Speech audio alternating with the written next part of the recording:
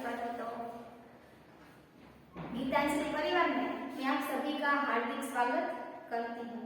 मेरा नाम है वाघेला पायल और हम जानते हैं कि अभी कोरोना चल रहा है तो हमें घर बैठकर ही पढ़ाई करनी है और इसके कारण अभी हालात बहुत दिन ब दिन बहुत बिगड़ रहे हैं, जिसके कारण हमें बहुत सारी परेशानियां हो सकती हैं। तो हम अपनी खुद की सेफ्टी तो रख सकते हैं। हमारे जो मम्मी होती है हमें जो गरम गरम पानी बनाकर देती है जिसमें कई सारे औषधि डालती हैं, उसे पी जाना होगा, तभी तो हमारी सेफ्टी बनी रहेगी। तो छात्रों, अब हमें जिस टॉपिक की चर्चा करनी है उस पर जाते हैं। कक्षा 8 जिसका विषय है हिंदी और उसका एकम है हार की जीत, जिसके बारे में हमने हमारे अगले क्लास में उसकी चर्चा की है। हम जानते हैं कि हार की जीत जो एकम है उसके लेखक कौन है छात्रों? सुदर्शन जी है। कौन है छात्रों? सुदर्शन जी।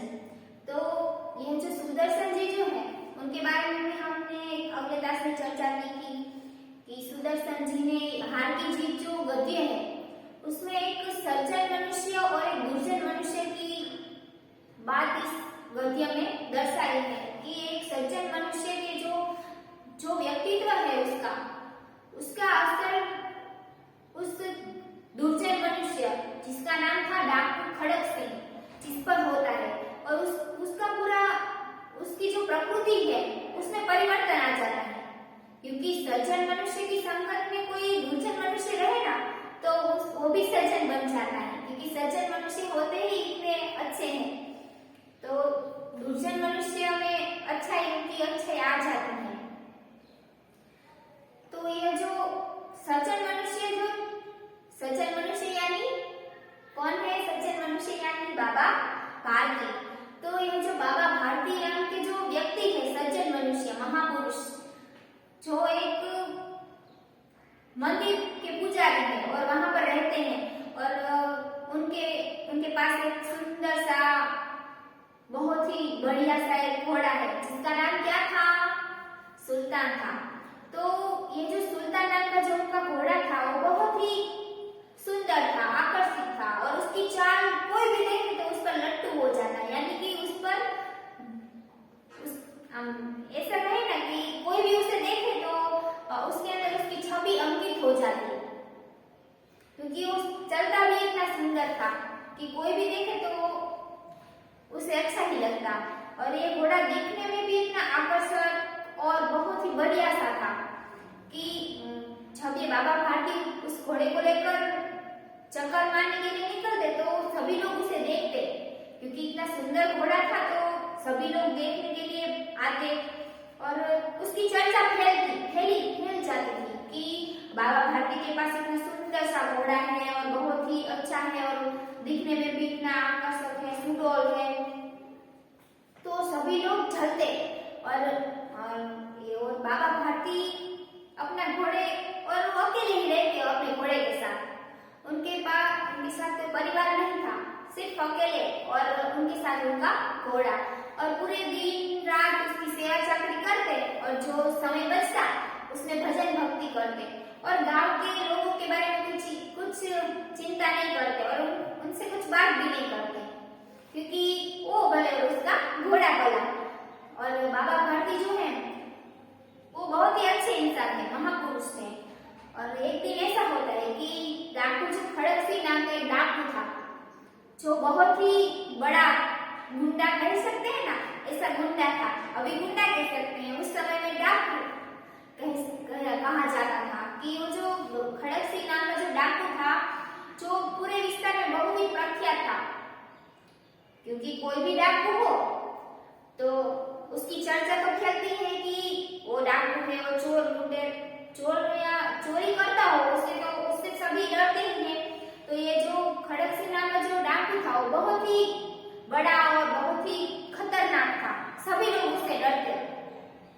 तो ये खड़क सिंह नाम के डाकू के पास ये चर्चा पहुंचती है कि बाबा भारती नाम का जो एक पुरुष है जो मंदिर घोड़ा है, उसे देखकर सभी प्रसन्न हो जाते हैं। तो ये जो खड़क सिंह था, उसे भी उस घोड़े को देखने की उत्सुकता होती है कि इतना सुंदर घोड़ा है कि सभी लोग उसकी चर्चा कर रहे हैं, तो मुझे भी इस घोड़े को देखना है। हम ही हैं और हमें कोई चीज सब लोग कहें कि वो चीज कितनी सुंदर है, उसे देखे तो मन प्रफुल्लित हो जाता है, तो हमें भी उत्सुकता होती है ना कि हम भी जल्दी जल्दी जाकर उसे देखें। तो ये जो खड़क सिंह था वो तो डाकू था, और डाकू के मन में जो घृणा आए, यानी कि जो विचार आए कि मुझे उस चीज को पाना है, तो वो उसे पा ही लेता है कैसे भी करके, क्योंकि वो तो डाकू है, वो चोर लुटाई करके उसे पा लेता है। और ये जो खड़क सिंह था, उसे भी उस घोड़े को देखने की उत्सुकता होती है।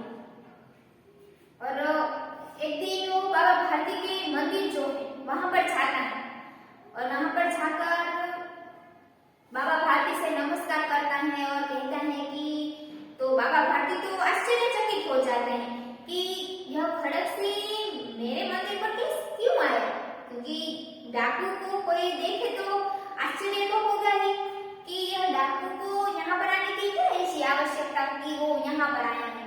तो बाबा भारती आश्चर्यचकित हो जाते हैं और कहते हैं कि बताओ बाबा भारती, बताओ खड़क सिंह इधर कैसे आना हुआ। तो खड़क सिंह कहता है कि मैंने आपके घोड़े की बहुत ही तारीफ सुनी है कि आपका घोड़ा बहुत ही सुंदर है, आकर्षक है, सुडौल है, और उसकी चाल भी इतनी सुंदर है कि कोई भी देखे तो उस पर लट्टू हो जाता है। तो बाबा भारती, कोई भी व्यक्ति हो उसे अपनी चीजों की तारीफ सुनना अच्छा लगता है ना, हमारी कोई तारीफ करे कि तुम कितनी सुंदर हो, तुम कितनी पढ़ाई में कितनी तेज हो, तुम्हारा तो पहला नंबर आया है, ऐसा कोई हमें कहे तो हमें अच्छा लगता है ना। तो उसी तरह ये जो खड़क वाला बाबा भारती जो है वो भी प्रफुल्लित हो जाते हैं। थे तो एक मनुष्य ही, क्योंकि हर मनुष्य को अपनी तारीफ सुनना अच्छा लगता है। तो ये जो बाबा भारती थे उसे अपनी तारीफ सुननी, अपने घोड़े की तारीफ सुनने की उत्सुकता होती है, और वो जल्दी से उस खड़क सिंह को लेकर सुल्तान के पास ले जाते हैं, और वहां पर ले जाकर उसे दिखाते हैं कि देखो ये मेरा घोड़ा है।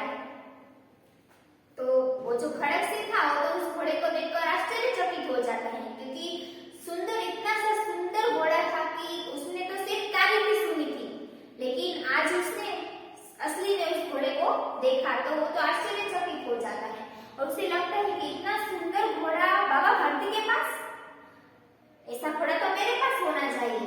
वो अपने मन में ऐसा विचार करता है, उसे बताता नहीं बाबा भारती को, अपने मन में ऐसा विचार करता है कि ऐसा घोड़ा तो मेरे पास होना चाहिए, क्योंकि जो डाकू होते हैं वो चोर लुटाई करने के लिए चोरी करने जाते हैं, डाका डालने के लिए जाते हैं। तो हम जानते हैं कि हम मूवी में देखें तो उसमें भी कोई डाकू आए तो किस पर आता है, किस पर सवारी कर आता है, घोड़े पर सवारी कर आता है। तो बाबा जो खड़क सिंह था उसे वो ऐसा सोचता है कि ऐसा घोड़ा तो मेरे पास होना चाहिए, ये घोड़े का तो काम मुझे है, बाबा भारती को तो क्या, उसे तो सिर्फ मंदिर की सेवा करनी है और पूजा करनी है, उनको इससे घोड़े की क्या आवश्यकता, ऐसा उसके मन में ऐसा विचार आता है। और फिर कुछ बोलता नहीं, चुपचाप उसे देखता है और फिर कहता है कि मुझे इस घोड़े की चाल तो दिखाओ। मैंने घोड़े को देखा, लेकिन घोड़े की चाल भी ना देखी तो घोड़े को क्या देखा, ऐसा बाबा भारती को कहता है वो। तो बाबा भारती तो फिर से प्रफुल्लित हो जाते हैं, क्योंकि उन्हें अपने घोड़े की तारीफ सुनना अच्छा लगता था। तो बाबा भारती उस घोड़े को लेकर उस पर बैठ जाते हैं और उसे चलाते हैं। तो वो घोड़ा इतना सुंदर चाल चलता था कि खड़क से भी उस पर लट्टू हो गया, और फिर बाबा भारती नीचे उतरे और फिर खड़क सिंह उनको कहता है कि यह घोड़ा मैं लेकर ही रहूंगा आपके पास से। तो बाबा भारती तो चिंतित हो जाते हैं, क्योंकि अगर ये जो घोड़ा था उनके पास तो उसके सिवा कोई व्यक्ति था ही नहीं, बाबा भारती तो सिर्फ अकेले ही रहते थे। वो मन में चिंतित हो जाते हैं, डर जाते हैं कि अगर खड़क सिंह मेरे घोड़ा ले गया तो बाबा भारती एक दो महीने पूरी रात जागकर घोड़े के पास बैठकर उसकी पहरेदारी करते और वहीं पर बैठे रहते और एक 3-4 महीने बीत जाते ऐसे पहरेदारी करते करते, लेकिन खड़क सिंह तो आया नहीं और उसका कोई समाचार भी नहीं आया। तो बाबा भारती निश्चित हो जाते हैं कि अब खड़क सिंह नहीं आएगा, क्योंकि 3-4 महीने में अगर उसे आना था तो कभी आ सकता था महीने में, लेकिन वो तो 3-4 महीने हो चुके लेकिन फिर भी वो नहीं आया। तो बाबा भारती निश्चित हो जाते हैं कि अब कोई नहीं आएगा, अब मैं शांति से रह सकता हूँ और सुल्तान शांति से रह सकता है। और एक दिन ऐसा होता है कि बाबा भारती सुल्तान को लेकर चक्कर लगाने के लिए जाते हैं, उसे चराने के लिए। तो एक कंगाल व्यक्ति जो अपाहिज था, ऐसा गरीब व्यक्ति रास्ते पर पड़ा था और वो कौन था? डाकू खड़क सिंह था। जो डाकू खड़क सिंह था वो अपना भेष बदलकर वहां पर नीचे गरीब व्यक्ति हो उसी तरह अपाहिज की तरह पड़ा हुआ था और बाबा भारती वहां से निकले तो उन्हें बूम लगाता है कि मुझे वेद के पास जाना है दूसरे गांव में, वहां तक मुझे ले जाइए। तो बाबा भारती तो अच्छे मनुष्य थे, सज्जन मनुष्य थे, तो और ऐसे अपाहिज व्यक्ति की सेवा कौन नहीं करेगा, मदद कौन नहीं करेगा। दूसरे व्यक्ति हो तो वो नहीं करेंगे, क्योंकि वो कहेंगे पहले ही पड़ा हो, मुझे अपना काम है, मैं तो चला जाऊंगा और मदद नहीं करेंगे। लेकिन बाबा भारती के अच्छे मनुष्य थे, वो बाबा भारती से अपने घोड़े पर बिठाते हैं और धीरे धीरे आगे चलते हैं। तो वो जो खड़क सिंह था वो बाबा भारती को धक्का दे देता है और बाबा भारती नीचे गिर पड़ते हैं। यहाँ तक हमने चर्चा की थी, अब उसकी आगे की चर्चा हम करते हैं। खड़क सिंह का मुंह आश्चर्य से खुला रह गया। उसका विचार था कि घोड़े को लेकर यहाँ से भागना पड़ेगा, परंतु बाबा भारती ने स्वयं उससे कहा, इस घटना को किसी के सामने प्रकट न करना। वो जो खड़क सिंह था वो घोड़े पर बैठा था और बाबा भारती तो नीचे गिर पड़े थे। तो खड़क सिंह अपने मन में ऐसा सोचता है कि मुझे जल्दी से इस घोड़े को लेकर यहाँ से भागना पड़ेगा, लेकिन बाबा भारती है वो उसे कहते हैं कि इस घटना को किसी के सामने प्रकट न करना। बाबा भारती कहते हैं कि यह जो घटना घटी कि तुम एक अपाहिज व्यक्ति बने और मैंने तुम्हारी मदद की और फिर तुमने मुझे धक्का दिया और मेरा घोड़ा लेकर भाग गए, ये जो घटना घटी है ये तुम किसी के सामने मत बताना। इससे क्या प्रयोजन सिद्ध हो सकता है? खड़क सिंह ने बहुत सोचा। बाबा भारती ने कहा कि इस घटना को किसी के सामने मत बताना। तो खड़क सिंह अपने मन में ऐसा विचार करते हैं कि ये जो घटना घटी अगर मैं किसी को बताऊं तो उससे क्या ऐसी कौन सी बात सिद्ध हो सकती है। खड़क सिंह बहुत सोचता है, बहुत सिर मारता है। सिर मारना यानी कि अत्यधिक मानसिक परिश्रम करना, यानी कि सोचना, बहुत ही सोचना। हमें परीक्षा में बैठे हैं और हमें एक प्रश्न नहीं आता है और हम अंदर के अंदर ऐसा विचार करते हैं कि ये प्रश्न मैंने पढ़ा था लेकिन कहाँ पढ़ा था, उसमें उसका उत्तर क्या आएगा, ऐसा सोचते हैं ना। तो उसी तरह ये जो खड़क सिंह था वो अपने मन में ऐसा बहुत विचार करता है, बहुत सोचता है कि यह घटना मैं किसी को न बताऊं, ऐसा बाबा भारती ने मुझे क्यों कहा। बहुत परिश्रम करता है वो, परंतु कुछ समझ न सका, क्योंकि बाबा भारती ने जो कहा था उसके बारे में उसे कुछ समझ में न आया। हारकर उसने अपनी आंखें बाबा भारती के चेहरे पर गड़ा दी और पूछा, बाबा जी इससे आपको क्या डर है? खड़क सिंह था वो पहले तो बहुत सोचता है कि बाबा भारती ने मुझे ऐसा क्यों कहा, बहुत सोचा, लेकिन उसे कुछ समझ में नहीं आया और उसने अपनी आंखें बाबा भारती के चेहरे पर गड़ा दी। यानी कि हम किसी के व्यक्ति के सामने देखें तो ऐसे ही देखेंगे ना हमारी आंख से, तो बाबा भारती के सामने वो अपनी आंखें गड़ा देता है, उनके सामने देखता है और कहता है कि बाबा जी इससे आपको क्या मैं किसी को बताऊंगा तो मेरी बुराई होगी, आपकी तो कुछ बात ही नहीं, क्योंकि चोरी तो मैंने की थी, आपने तो की नहीं थी। तो सुनकर बाबा भारती ने उत्तर दिया।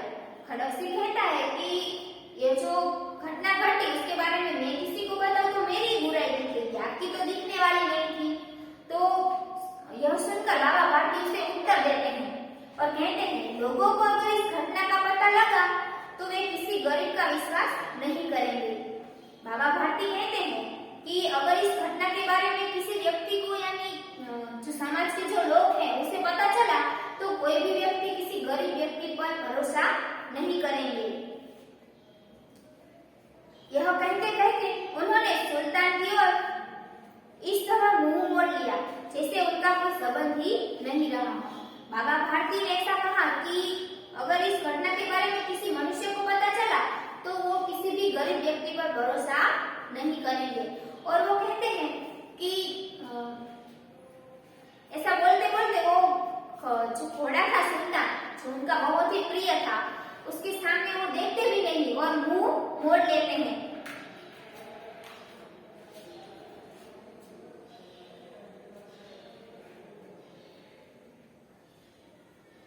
बाबा भारती चले गए। बाबा भारती थे वो अपने सुल्तान पर से मुंह मोड़ लेते हैं और वहां से चले जाते हैं, परंतु उनके शब्द खड़क सिंह के कानों में उसी प्रकार गूंज रहे थे। सोचता था कैसे उच्च विचार हैं। बाबा भारती जो थे वो एक कहकर वहां से चले जाते हैं और अपने घोड़े की ओर देखते भी नहीं है। तो खड़क सिंह अपने मन में ऐसा विचार करता है कि कैसे उच्च विचार हैं उनके, कि अगर इस बात का पता किसी को चला तो कोई भी मनुष्य गरीब व्यक्ति पर भरोसा नहीं करेंगे। पवित्र भाव है, उन्हें इस घोड़े से प्रेम था। इसे देखकर उनका मुख फूल की नाई खिल जाता। कहते थे इसके बिना मैं न रह सकूंगा। बाबा भारती जो है वो अपने घोड़े के बिना नहीं रह सकते थे, क्योंकि वो तो अकेले ही थे और उनके साथ अपना घोड़ा सुल्तान भी था। तो उस घोड़े को बहुत ही प्रेम करते थे और उसे देखकर उनका मुंह फूल की नाई खिल जाता, यानी कि जैसे कि फूल सूर्यमुखी का फूल हो, सूर्य को देखकर कैसा खिल जाता है, उसी तरह बाबा भारती जो थे वो सुल्तान को देखकर फूल की नाई खिल जाते। इसकी रखवाली में वे कई रात सोए नहीं, भजन भक्ति न कर रखवाली करते रहे। बाबा भारती घोड़े की बहुत ही सेवा दिन रात करते और भजन भक्ति भी नहीं करते और गांव की कुछ चर्चा भी नहीं करते और सिर्फ अपने सुल्तान की सेवा ही करते रहते। परंतु आज उनके मुख पर दुख की रेखा तक दिखाई न पड़ती थी, लेकिन उनके मुख पर दुख की रेखा भी नहीं दिखाई रही थी, क्योंकि बाबा भारती ने अपने जो घोड़ा था सिर्फ उसकी सेवा चाकरी करते थे, लेकिन आज उनके पास वो सुल्तान भी नहीं था, फिर भी वो दुखी नहीं हो रहे थे। उन्हें केवल यह ख्याल था कि कहीं लोग गरीबों पर विश्वास करना न छोड़ दे। उन्हें केवल यही अपने मन में डर था कि कहीं कोई मनुष्य गरीब लोगों की सेवा करना न छोड़ दे, क्योंकि सज्जन मनुष्य हो वो ही ऐसा सोचते हैं, दुर्जन को तो ऐसा कुछ पड़ा ही नहीं होता। रात्रि के अंधकार में खड़क सिंह बाबा भारती के मंदिर में पहुंचा। रात्रि के अंधकार में बाबा भारती के वहां खड़क सिंह पहुंचता है और चारों ओर सन्नाटा था। रात को आया था तो चारों ओर सन्नाटा था। आकाश में तारे टिमटिमा रहे थे। थोड़ी दूर गांव के कुत्ते भौंक रहे थे। थोड़ी दूर गांव के जो कुत्ते थे वो भौंक रहे थे। फाटक पर पहुंचा। वो धीरे धीरे अस्तबल का जो फाटक था वहां पर पहुंचता है। फाटक खुला पड़ा था। किसी समय वहां बाबा भारती स्वयं लाठी लेकर पहरा देते थे। पहले जब सुल्तान वहां था तब बाबा भारती स्वयं अपने पास लाठी रखकर उसकी सेवा करते और वहां पर पहरा देते, लेकिन आज वो सुल्तान ही नहीं था, इसके कारण वो अस्तबल का जो फाटक था वो खुला था, क्योंकि आज उनको किसी डाकू की या किसी चोरों की कोई चिंता ही नहीं थी, क्योंकि उनके पास तो उनका सुल्तान था ही नहीं, वो तो पहले ही चोरी हो चुका था। रात रात्रि का तीसरा पहर बीत चुका था। चौथा पहर आरंभ होते ही बाबा भारती ने अपनी कुटिया से बाहर निकल ठंडे जल से स्नान किया। बाबा भारती अपनी कुटिया से बाहर निकले और ठंडे पानी से स्नान किया। उसके पश्चात इस प्रकार जैसे कोई स्वप्न में चल रहा हो, उसके पांव अस्तबल की ओर बढ़े। जिस प्रकार कोई व्यक्ति स्वप्न में नींद में चल रहा हो, उसी तरह जो बाबा भारती थे वो चलते हैं। अपना जो घोड़ा बांधते थे अस्तबल में, वहां जाकर खड़े रहते हैं। लेकिन अचानक से उनका पांव जो था वो रुक जाता है, क्योंकि अचानक उन्हें याद आता है कि सुल्तान तो वहां पर है ही नहीं, और उनका पांव रुक जाता है। घोड़े ने अपने स्वामी के पांव के चाप को पहचान लिया और जोर से हिनहिनाया। जो घोड़ा था वो सुल्तान, वो बाबा भारती को आते हुए उनकी जो पांव की जो आवाज थी उसे महसूस कर लेता है और हिनहिनाने लगता है। अब वो बाबा भारती आश्चर्य और प्रसन्नता से दौड़ते हुए अंदर भी घुसे। बाबा भारती ने घोड़े की आवाज सुनी तो बाबा भारती प्रसन्न हो जाते हैं और दौड़कर उसके पास चले जाते हैं और अपना जो प्यारा सा जो घोड़ा था सुल्तान, उसे गले से लगा लेते हैं और रोने लगते हैं। मानो कोई पिता बहुत दिन से बिछड़े हुए पुत्र से मिल रहा हो। मानो कोई पिता अपने कई दिनों से बिछड़ा हुआ जो पुत्र होता है उससे जैसे मिल रहा हो, उसी तरह दोनों इतना रोते हैं और एक दूसरे से लिपट जाते हैं। बार बार उसकी पीठ पर हाथ फेरते, बार बार उसके मुंह पर थपकियां देते, बार बार उसकी जो पीठ थी उस पर हाथ फेरते और उसे थपकियां देते, जिससे कि हम बहुत ही अच्छा पढ़ते हो तो हमारे सर या हमारे टीचर हमें शाबाशी देते हैं ना, उसी तरह ये जो बाबा भारती थे वो अपने सुल्तान को थपकियां देते। फिर वे संतोष से बोले, अब कोई गरीबों की सहायता से मुंह नहीं मोड़ेगा। और फिर वो संतोष से एकदम निश्चित होकर बोले कि अब कोई व्यक्ति गरीबों पर विश्वास करना नहीं छोड़ेंगे। तो छात्रों, आपको मजा आया ही होगा। तो यहाँ पर हमारा जो हार की जीत जो एकम है वो यहाँ पर पूर्ण होता है कि बाबा भारती हार कर भी जीत जाते हैं और जो खड़क सिंह था वो जीत कर भी हार जाता है। और उसके अंदर सच्चाई की प्रकृति का जो परिवर्तन आता है खड़क सिंह के अंदर, वो इस गद्य में हमें सुदर्शन जी ने बहुत अच्छी तरह से समझाया है। और यहाँ पर हमारा एकम पूर्ण होता है। आप स्वाध्याय पोथी में इसका स्वाध्याय पूरते जाना। आपने मुझे सुना, इस बदल आभार।